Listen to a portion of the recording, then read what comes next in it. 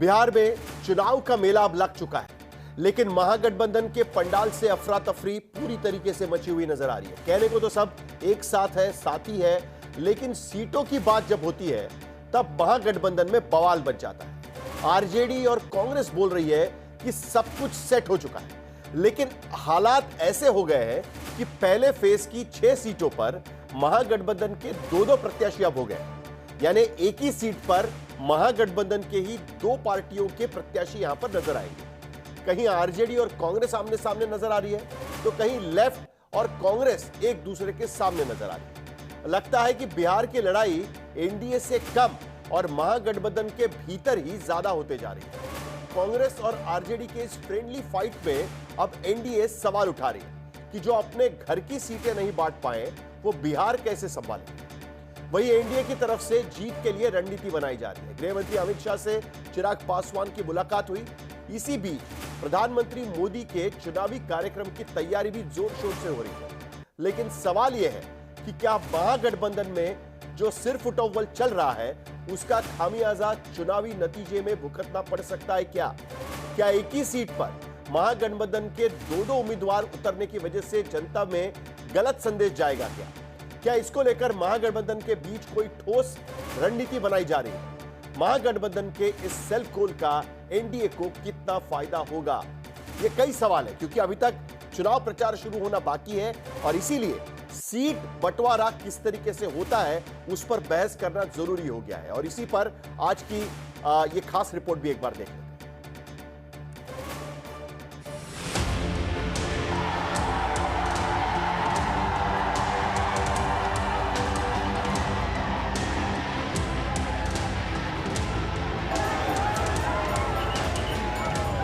चुनाव सर पर सवार है, लेकिन सीटों का संकट दूर नहीं हुआ। महागठबंधन की गांठ बड़ी हो गई। हालात ये हो गए हैं कि एक सीट पर महागठबंधन के 2-2 उम्मीदवार बिहार चुनाव में ताल ठोक रहे हैं, लेकिन कांग्रेस कह रही है कि ऑल इज वेल। हताश निराश लोग 20 वर्षों से सत्ता में हैं, अपना हिसाब नहीं दे पा रहे हैं और महागठबंधन के सीट शेयरिंग की चिंता कर रहे हैं। वो सीट शेयरिंग की हमारी चिंता करें, हम सारे सीट को जीतकर यहाँ सरकार बनाएंगे। गठबंधन की राजनीति में ये सब कभी कभी ये स्थितियाँ उत्पन्न होती हैं, लेकिन सब ठीक कर लिया जाता है सिर्फ नेतृत्व के द्वारा। अरे हमारे पास गठबंधन में नेता है, नीति है, नीयत है। तेजस्वी जी ने काम करके दिखाया है, ये सब कोई मसला नहीं है। हमारे यहाँ बहुत अच्छी स्थिति मैं इसलिए कर रहा हूँ कि जो 1-2 सीटें हैं जिसमें आपकी दावेदारी बनती है, हमारी भी दावेदारी बनती है। हर आदमी चाहता है कि हर राजनीतिक दल चाहता है कि हमारा जो कार्यकर्ता है, हमारा जो लीडर है, वहां से प्रतिनिधित्व करे।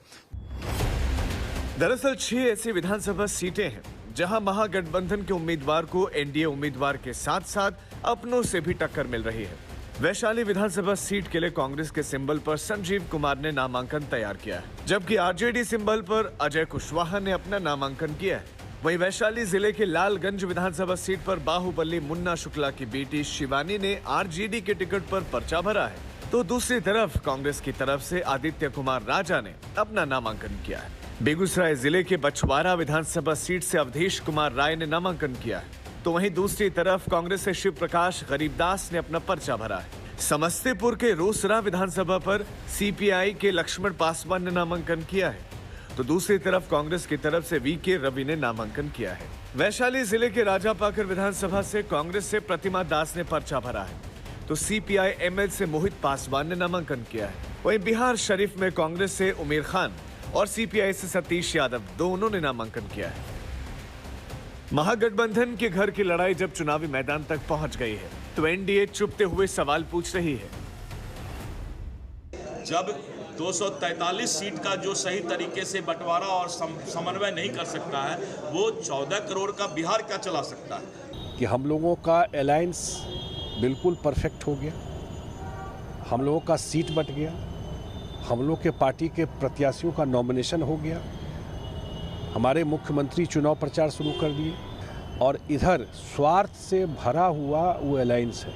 अंत तक उनमें न सीट फाइनल है, न कौन नंबर फाइनल है, न किस सीट पे कौन लड़ेगा। एक सीट पर 3-3 प्रत्याशी खड़े हो गए हैं। राजनीति में नेता आमतौर पर विरोधी से लड़ते हैं, लेकिन यहाँ तो महागठबंधन के अंगने में ही लड़ाई छिड़ी है। वहीं दूसरी तरफ एनडीए में ऐसा कोई मामला नहीं है।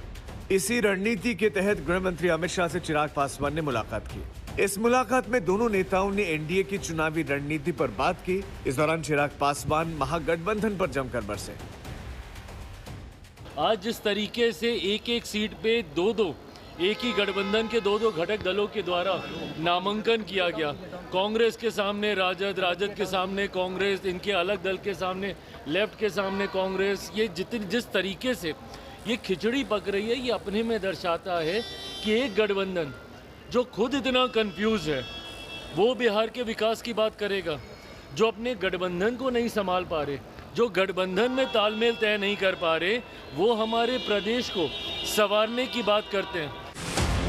एनडीए की रणनीतिक तैयारी तेज है। सूत्रों के मुताबिक बिहार में पहले चरण की वोटिंग से पहले पीएम मोदी बिहार में 12 सभाएं करेंगे। पीएम मोदी 23 अक्टूबर को सासाराम, गया और भागलपुर जाएंगे। 28 अक्टूबर को दरभंगा, मुजफ्फरपुर और पटना में रैली करेंगे। प्रधानमंत्री का तीसरा दौरा 1 नवंबर को छपरा, पूर्वी चंपारण और समस्तीपुर में होगा।